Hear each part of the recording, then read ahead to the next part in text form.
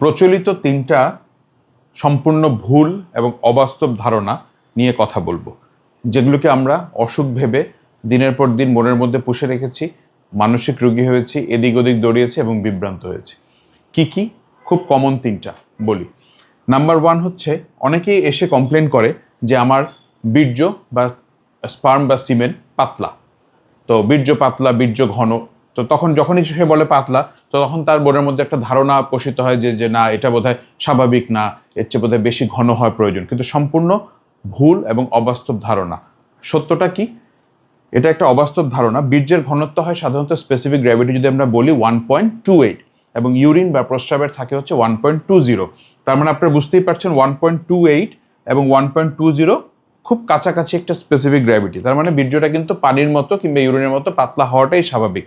বরঞ্চ বীর্য যদি ঘন হয় তাহলে সেটা নর্মাল কন্ডিশন না।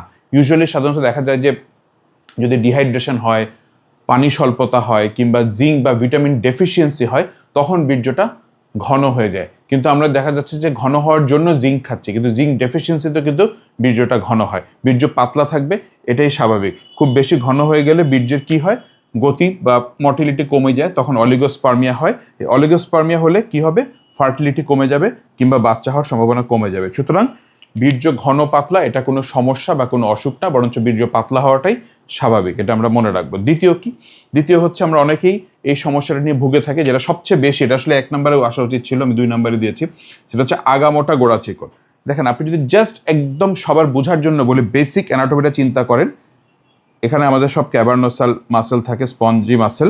তো এটা যদি রুট বলি বা গোড়া, এবং এটা হচ্ছে গ্লান্স। তো আমাদের নর্মাল অ্যানাটমিক্যাল পজিশন অনুযায়ী গোড়াটা আমার চিকন থাকবে। হ্যাঁ, গোড়াটা চিকন, আগামোটা গোড়া চিকন। সো এটাই নর্মাল। সো এটা কোনো অসুখ না। এটাকে অসুখ ভেবে মাথার মধ্যে ঢুকায় আমরা মানসিক রোগী হয়ে যাচ্ছি এবং সাইকোসেক্সুয়াল ডিসঅর্ডারে ভুগছি। নাম্বার 3 কি, অন্ডকোষ ঝুলে যাওয়া।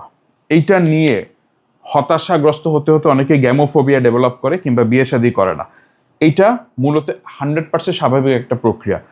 এটা বডির, আমাদের যে স্ক্রোটাম আছে বা টেস্টিস আছে বা অন্ডকোষ যেটাকে আমরা বলি, সেটা বডির কোর টেম্পারেচারের চেয়ে কুলার অবস্থায় থাকার জন্য একটা অটোমেটিক মেকানিজম হিসেবে এটা ঝুলে থাকে। এটা একটা বলতে পারে এটা অ্যাডাপটিভ মেকানিজম। অ্যাডাপটিভ মেকানিজমের কারণে ব্যালেন্স করার জন্য কোর টেম্পারেচারের সাথে টেস্টিসটা ঝুলে থাকবে, এটাই স্বাভাবিক। তো সুতরাং এই তিনটা খুবই স্বাভাবিক প্রক্রিয়া। এই স্বাভাবিক প্রক্রিয়াটাকে ভুলে গিয়ে আমরা এগুলোকে অসুখ মনে করে দিক বিদিক ছুটছি এবং মানসিক রোগে আক্রান্ত হচ্ছি।